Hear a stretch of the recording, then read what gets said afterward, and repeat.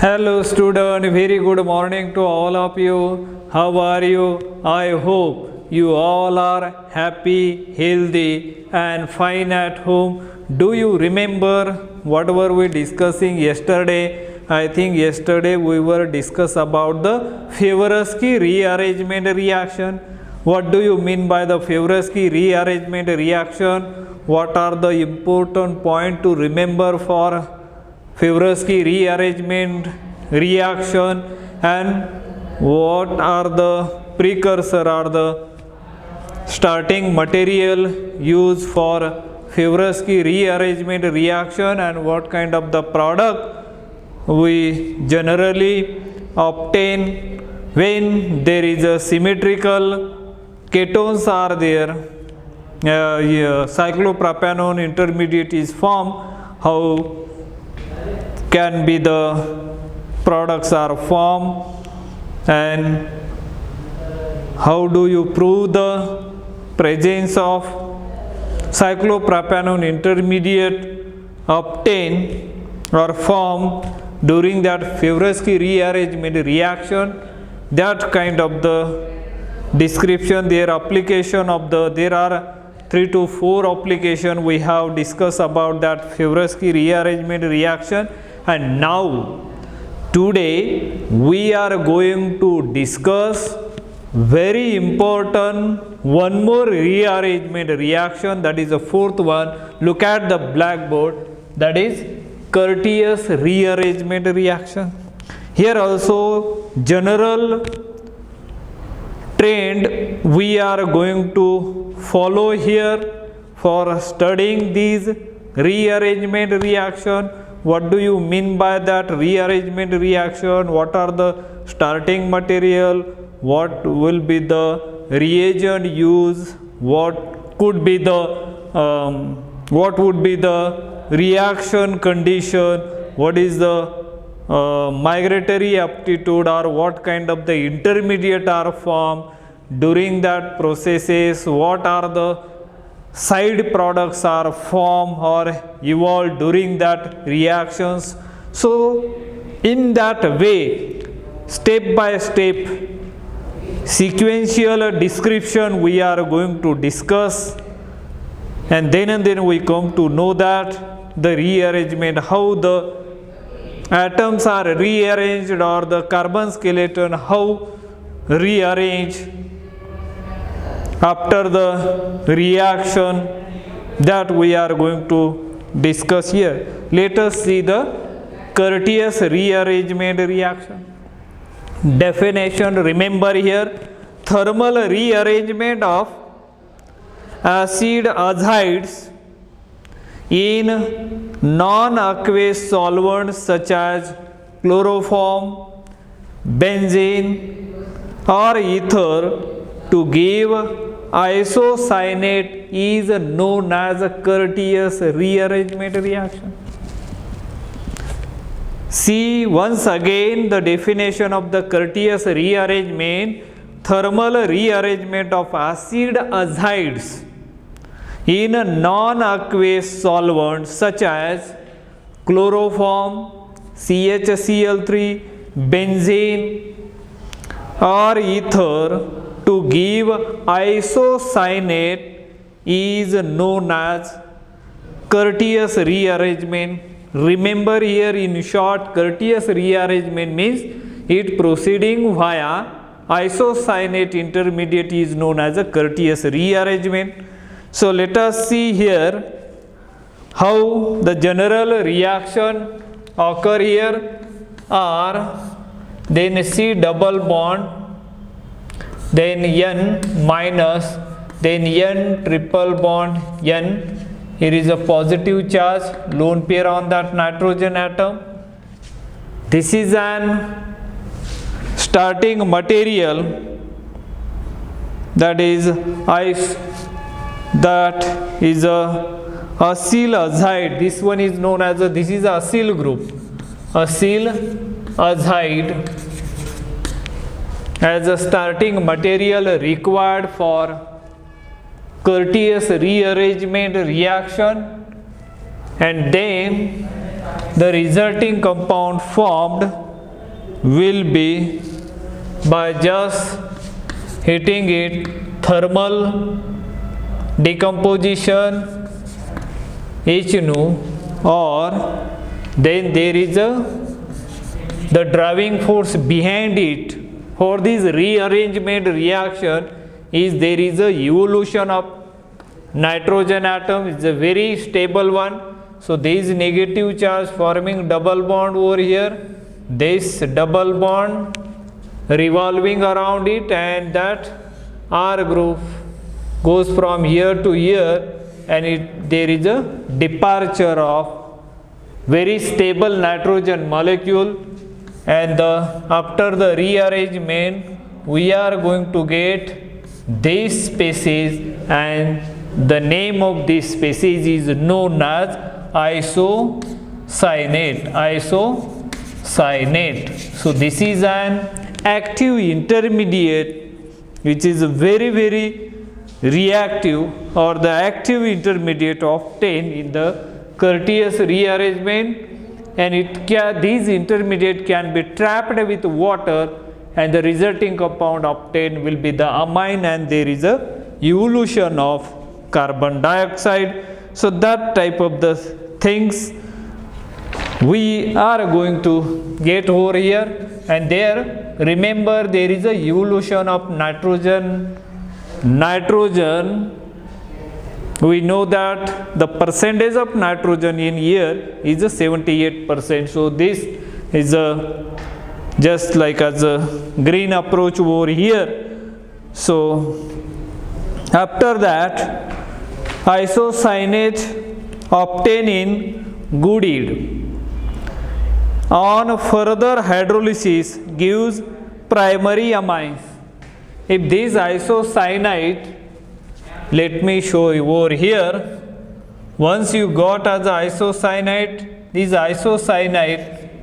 isocyanate C double bond O trapped with water H2O, it is going to attack on that carbon, so that you are going to get over here R N H, then here C double bond O, then O H, and further there is evolution of carbon dioxide takes place, and you will get R NH2, that is a primary amine, and then that is another product is a gaseous form that goes in the atmosphere, carbon dioxide, and therefore the resulting compound obtained is whatever remains is a what we can call it as we can be isolated amines primary.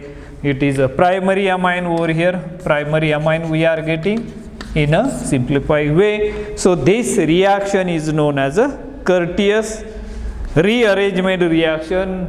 And here, if you observe this product, if starting compound, one of the carbon atom is decrease, then the starting compound, means this reaction just like as a step down reaction.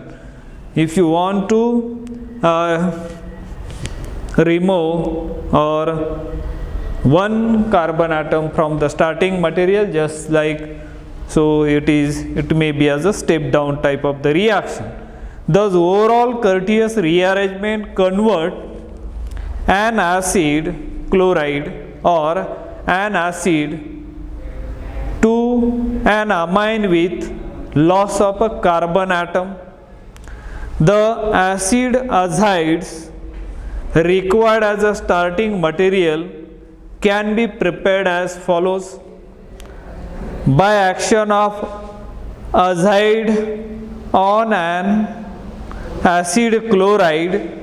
Let's see over here first point which we are going to discuss about here. First point, that is action. By action of azide on an acid chloride, we know that the starting material acid chloride or acyl chloride or C double bond O Cl, it is known as a acyl chloride, acid chloride, and this acid chloride will be treated with sodium azide. Na(N3) is known as a sodium azide, and after the addition of that sodium azide, here positive charge and this nucleophile is going to attack over there on carbonyl carbon, and you will get here R C double bond O and N3. It is known as a acyl azide we are getting over here in this manner. So this is the first by action of azide on an acid chloride or acyl chloride. Then second point, by treatment of an ester or acid chloride with hydrazine followed by diazotization with nitrous acid, we will be getting the second point we are discussing here about Curtius rearrangement reaction is this one. Suppose you have a starting compound RC double bond O, then ET ester, it will be treated with hydrazine hydrate, hydrazine. We know that it is ammonia derivatives, and it will be treated with this one. You will be getting here R C double bond O, then NH, NH2, and when this NaNH2 further treated with nitrous acid HNO2, that is a diazotized compound, and diazotization we will be getting here R C double bond O N3. This is a general overall reaction taking place over here. Now let us look at the mechanism step by step. Event taking place at every step that I am going to show over here. The starting compound RC double bond O, then OET ester, then it will be treated with H2, NH2. This is known as a hydrazine. And hydrazine can react with the ester like this. You will be getting here R C double bond O NH NH2, then it will be further treated with, this is a diazotization reaction takes place over here, then N double bond O. Look at this one, again lone pair which is present on this nitrogen atom is going to attack on that nitrogen. There is a elimination of water, 1H from here and hydroxyl group from nitrous acid.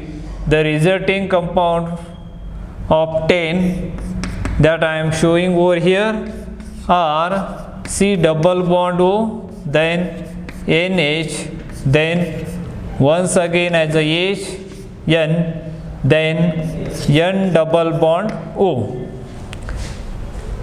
N, and now it can be, now here the lone pair which are this Saturn equilibrium, what is going to happen, this small atom just like as a hydrogen atom shifted from here to here on the oxygen atom, you will be getting here R C double bond O, then N H, then this middle there is a double bond N OH.